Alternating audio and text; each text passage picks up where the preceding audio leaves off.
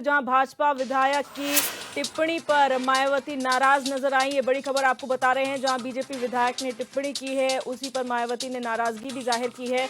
BJP विधायक राजेश चौधरी पर कार्रवाई की मांग मायावती ने की है। बीजेपी विधायक ने मायावती पर अनर्गल टिप्पणी की थी। मुझ पर टिप्पणी बीजेपी का कोई षड्यंत्र है, ये मायावती ने कहा है। बीजेपी विधायक पर कार्रवाई नहीं हुई तो जवाब देंगे। बीजेपी का विधायक दिमागी रूप से बीमार, इलाज कराएं। अखिलेश का धन्यवाद, उन्होंने मुझे ईमानदार कहा। ये बड़ी खबर लखनऊ से आपको बता रहे हैं, जहां पर बीजेपी विधायक द्वारा मायावती पर अनर्गल टिप्पणी पर मायावती ने नाराजगी जाहिर की है और उन्होंने कार्रवाई करने की भी मांग बीजेपी विधायक पर की है। बीजेपी विधायक राजेश चौधरी ने मायावती पर अनर्गल टिप्पणी की थी और मायावती ने पोस्ट कर लिखा, मुझ पर टिप्पणी बीजेपी का कोई षड्यंत्र है। बीजेपी विधायक पर कार्रवाई नहीं हुई तो जवाब देंगे। बीजेपी का विधायक दिमागी तौर पर बीमार है, इलाज कराना चाहिए और अखिलेश का धन्यवाद, उन्होंने मुझे ईमानदार कहा।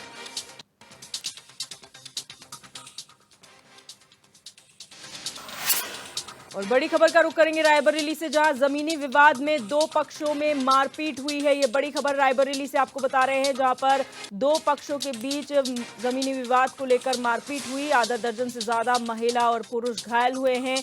घायलों को जिला अस्पताल रेफर कर दिया गया है। मिट्टी डालने को लेकर ये पूरा विवाद हुआ था। पुलिस की गाड़ी में भी तोड़फोड़ की गई है। मारपीट का वीडियो सोशल मीडिया पर वायरल हो रहा है। भदोकर थाना क्षेत्र के अंतर्गत भकरवारा गांव की ये घटना है।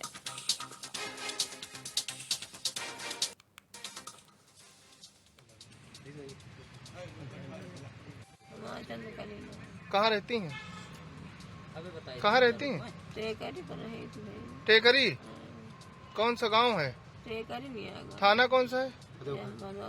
ये कहाँ मिट्टी उट्टी लगाए हुए हैं? क्या हुआ, मारपीट हुई क्या? किससे हुई है? हमारे पूरा परिवार में क्या रहा। कौन लोग हैं मारपीट करने वाले? पूरे परिवार का नाम बताओ। पूरे नाम का परिवार अकलसवा, सनुआ, गिरजावा, पपुआ, काहे मारपीट किए? काहे मारपीट किए हैं? वही मारती बैठे दुआ मिट्टी डालने को लेकर दरवाजे पे। कितने लोग चोट खाए हुए हैं? 5 लोग। 5 लोग। कहीं शिकायत किया है? कहाँ करी जा, थाने में नहीं गई क्या? हम तो यहीं गए थे। प्रशासन मौजूद था? शासन खुदे खड़ा रहा, शासन बहुत खड़ी थे।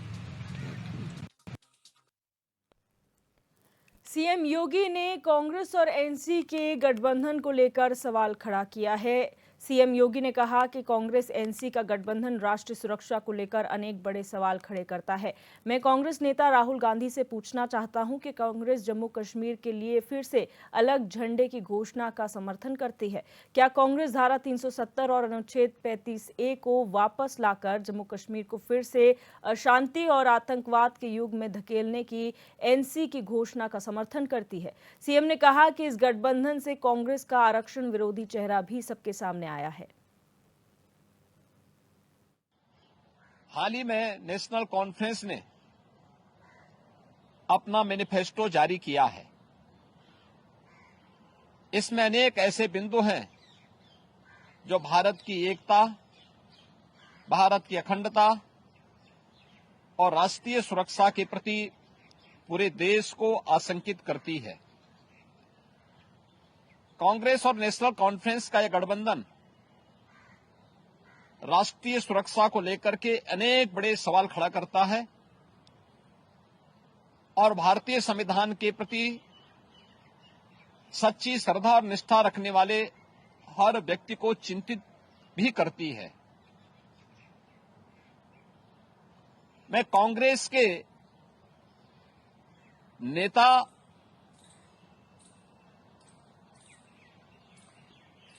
श्री राहुल गांधी से पूछना चाहता हूं कि क्या कांग्रेस नेशनल कॉन्फ्रेंस के जम्मू कश्मीर में फिर से अलग झंडे की घोषणा का समर्थन करती है?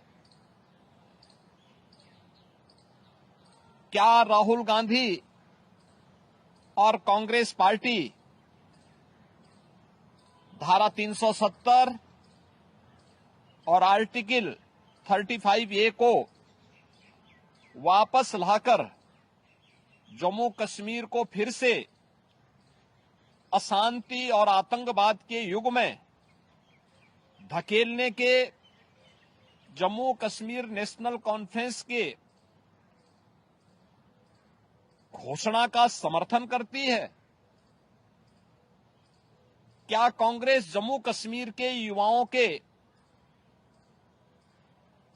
बदले पाकिस्तान के साथ वार्ता करके फिर से अलगाववादी ताकतों का समर्थन करती है?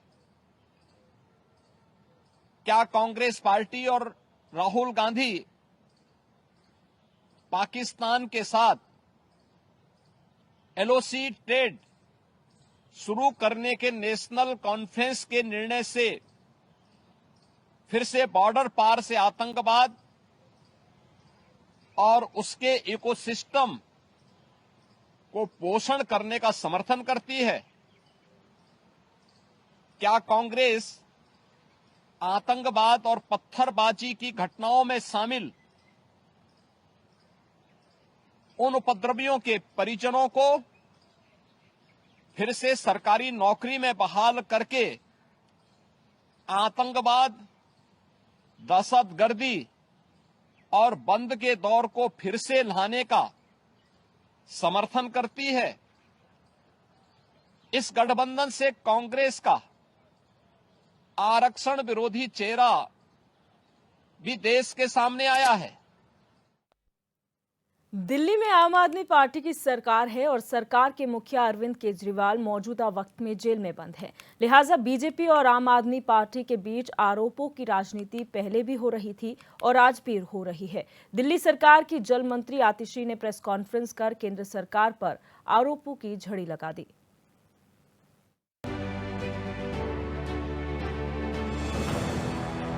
दिल्ली सरकार में मंत्री आतिशी ने प्रेस कॉन्फ्रेंस कर कहा कि मुझे बताते हुए खुशी हो रही है कि सीएम केजरीवाल सरकार ने लड़ बुजुर्गों की रुकी पेंशन को शुरू कर दिया है। बुजुर्गों के बैंक अकाउंट में पिछले 5 महीने की पेंशन जानी शुरू हो गई है। मैं इन 1 लाख बुजुर्गों को बधाई देना चाहती हूँ कि जो पेंशन अप्रैल के महीने से रुक गई थी वो 1 लाख बुजुर्गों की पेंशन अब आना शुरू हो गई है। कल से हमारे सोशल वेलफेयर डिपार्टमेंट ने इस पेंशन को 1 लाख बुजुर्गों के अकाउंट में क्रेडिट करना शुरू कर दिया है। कल तक तकरीबन 1 लाख में से 90,000 पेंशन्स का ट्रांसफ़र हो चुका है। तो आज से अगर बुजुर्ग अपना बैंक अकाउंट चेक करेंगे तो उनके अकाउंट में ये पैसा क्रेडिट हो गया होगा। तो जो भी उनके खर्चे हैं जो वो नहीं कर पा रहे थे, जिसकी वजह से वो परेशान थे, अब वो अपने बैंक से पैसे निकाल के वो खर्चा कर सकते हैं। प्रेस कॉन्फ्रेंस में मंत्री ने कहा कि पिछले 5 महीने से दिल्ली के बुजुर्गों को वृद्धावस्था पेंशन का इंतजार था, लेकिन अब उनका इंतजार खत्म हो गया है। राजधानी के 1 लाख बुजुर्गों की वृद्धावस्था पेंशन जाना शुरू हो गई है। दिल्ली सरकार में मंत्री आतिशी ने कहा कि बुजुर्गों के खाते में पेंशन भेजी जा रही है। जो बचे हुए 10,000 पेंशनर्स हैं, 90,000 की कल शाम तक क्रेडिट हो गई थी। जो बाकी 10,000 पेंशन्स बची हुई हैं वो आज दिन में सोशल वेलफेयर विभाग द्वारा दिल्ली के बुजुर्गों के बैंक अकाउंट में क्रेडिट कर दी जाएगी। मैं दिल्ली के बुजुर्गों को एक वादा करना चाहती हूँ कि चाहे आपका बेटा अरविंद केजरीवाल जेल में हो, वो आपके हक के लिए लड़ना बंद नहीं करेंगे। भारतीय जनता पार्टी का एक ही काम है, दिल्ली के लोगों को परेशान करना, दिल्ली के लोगों के काम रोकना।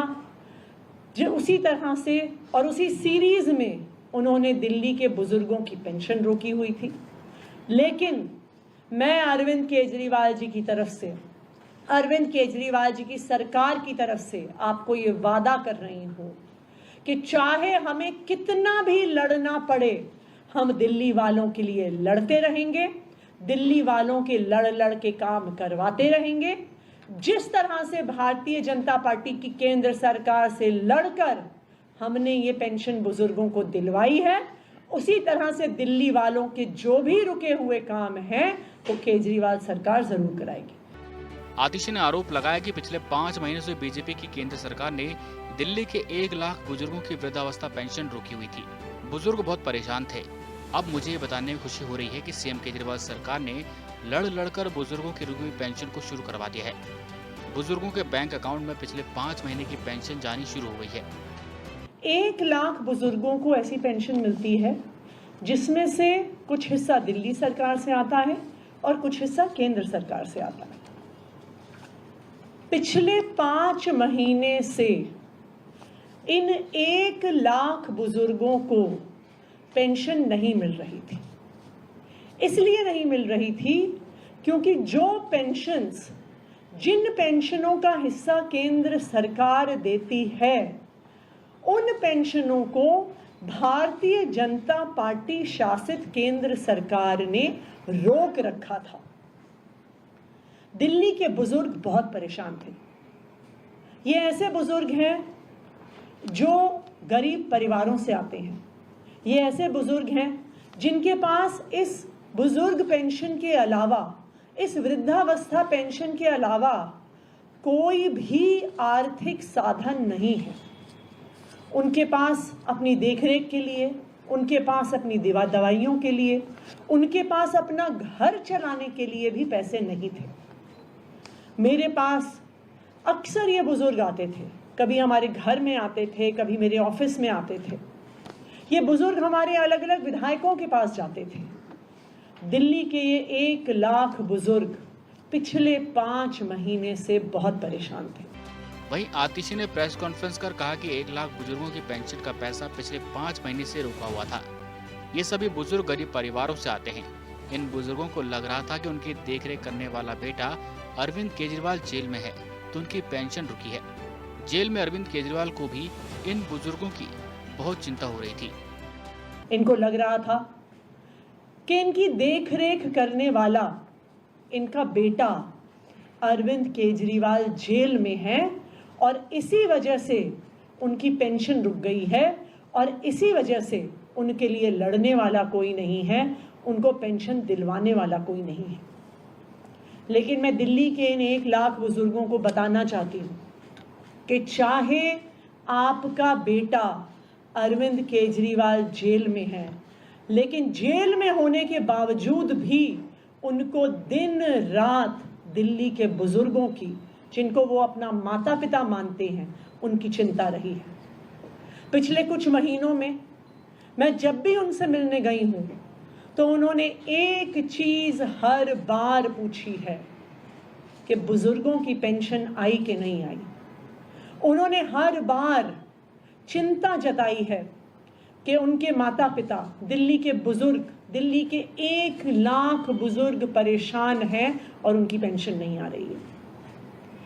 लेकिन आप बुजुर्गों के इस प्यार का, बुजुर्गों के इस आशीर्वाद का चमत्कार देखिए कि उनके बेटे अरविंद केजरीवाल ने जेल में होने के बावजूद भारतीय जनता पार्टी की केंद्र सरकार से लड़कर इन 1 लाख बुजुर्गों की पेंशन दिलवाई है। दिल्ली सरकार और केंद्र सरकार के बीच आरोपों की राजनीति कोई नई बात नहीं। जब से आम आदमी पार्टी के नेताओं पर एक-एक कर कार्रवाई की गई, तब से लेकर अब तक आम आदमी पार्टी के नेता बीजेपी पर सरकार को गिराने समेत कई तरह के आरोप लगाते रहे हैं। अब आरोप है कि केंद्र सरकार वृद्धावस्था पेंशन की राशि नहीं जारी कर रही थी। इन आरोपों में कितना दम है ये तो बीजेपी वाले ही बता सकते हैं, लेकिन आरोप गंभीर हैं। Bureau report, HN 24/7। अब रुक करेंगे अगली खबर का। बाल अधिकार संरक्षण आयोग के अध्यक्ष देवेंद्र शर्मा कन्नौज पहुंचे, जहां पहुंचकर उन्हें जिला अस्पताल के NRC वार्ड का निरीक्षण किया। साथ ही वार्ड में भर्ती कुपोषित बच्चों का हालचाल भी जाना। निरीक्षण के दौरान बाल अधिकार संरक्षण आयोग के अध्यक्ष काफी संतुष्ट दिखे।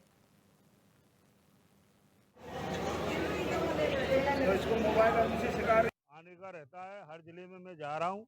कन्नौज में मैं दूसरी बार आया हूँ और आज क्योंकि 75 जिलों में मेरा जाना हुआ है, बाकी कमिश्नरी की बैठकों में मेरी हो रही है और उनके साथ जो तीमारदार लोग आए उनसे आपके सामने ही मैंने पूछा दवाई मिलती है, बोले मिलती है, डॉक्टर देखते हैं। मैंने और कोई दिक्कत, बोले कोई दिक्कत नहीं है, सब संतुष्ट हैं। और दूसरा मैंने एनआरसी में देखा साफ सफाई की व्यवस्था भी दुरुस्त थी और दूसरा एसेंशियल वार्ड में भी। और सबसे बड़ी बात यह है कि यहाँ पर 10 फार्मर हैं और यहाँ पर बच्चे ठीक ठाक है। एक जुड़वा बच्चे को भी मैंने एनआरसी में देखा और सब बच्चों को फल वितरित किया। बच्चे की माताएं खुश थी, बोले सब बढ़िया इलाज चला। बुलंदशहर के कोतवाली शिकारपुर के सामुदायिक स्वास्थ्य केंद्र में डॉक्टर के साथ एक दबंग युवक ने जमकर मारपीट की, जिसका वीडियो सोशल मीडिया पर वायरल हो रहा है। वहीं इस मामले से नाराज डॉक्टरों ने अस्पताल में ओपीडी सेवाएं बंद कर दी और कहा कि जब तक आरोपी के खिलाफ कोई ठोस कार्रवाई नहीं होगी तब तक ओपीडी सेवाएं बंद रहेंगी।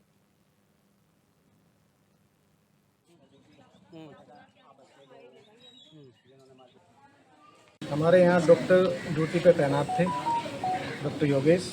इनके साथ एक शख्स ने मारपीट की है, उसका वीडियो भी हमारे पास है। पुलिस को भी साक्ष्य दे दिए गए थे।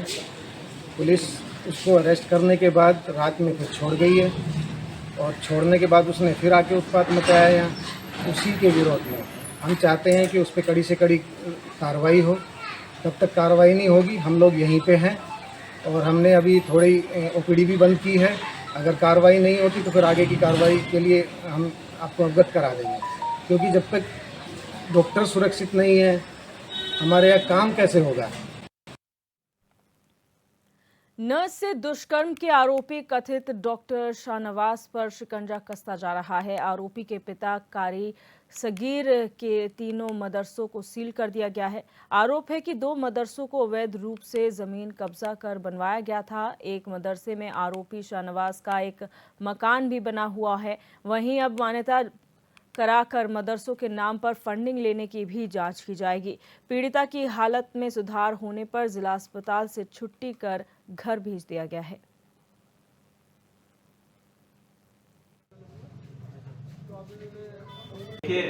ठाकुरद्वारा में एक दुखद घटना घटित हुई।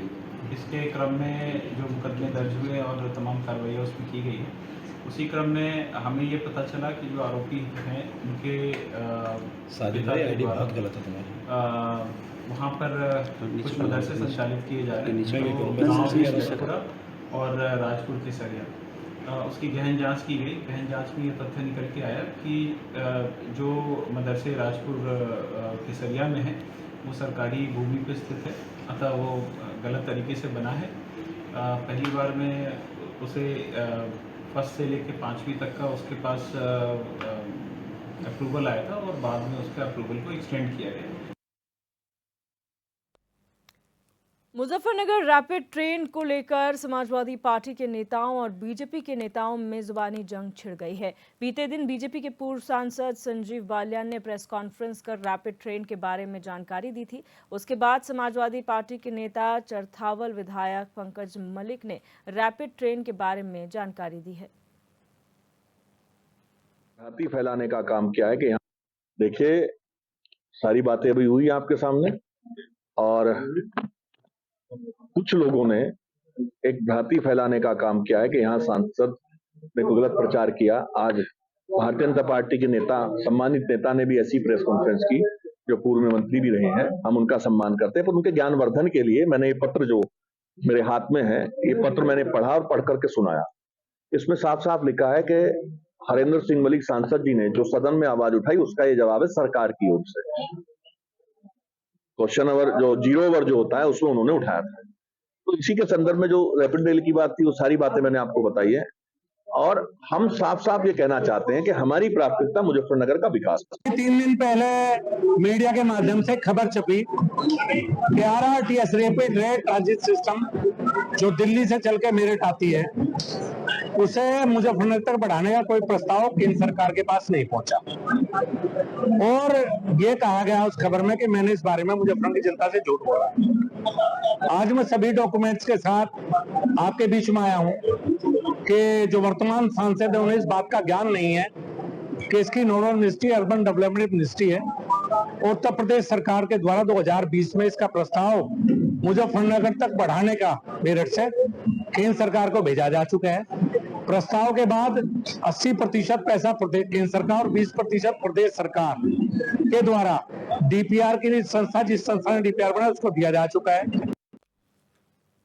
अब बात करेंगे रामपुर से खबर की, जहां नेशनल स्कूल का एक वीडियो सामने आया है, जहां मुस्लिम महिला पेरेंट्स के ने जेई वैक्सीन लगाने का विरोध कर स्वास्थ्य विभाग की टीम से झगड़ा किया। दरअसल स्कूल में बच्चे को पेरेंट्स की इजाज़त के बिना वैक्सीन लगाई जा रही थी, जिसके बाद वैक्सीन लगाने से एक बच्चे की तबीयत खराब हो गई। वहीं मौके पर पहुंची पुलिस ने मामले को शांत कराया।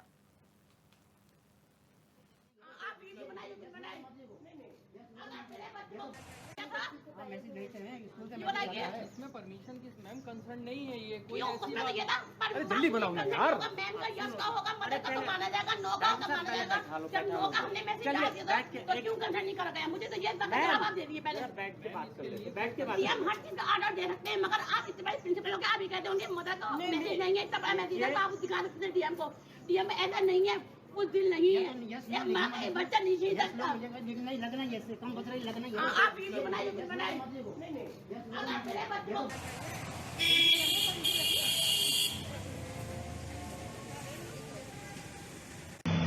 कुछ एक पेरेंट्स का वीडियो आ रहा है कि हमारे बच्चे को जेई वैक्सीन लगने के बाद में बच्चा बेहोश हो गया और इस तरह की सूचनाएं जो है आ रही हैं सोशल मीडिया पर।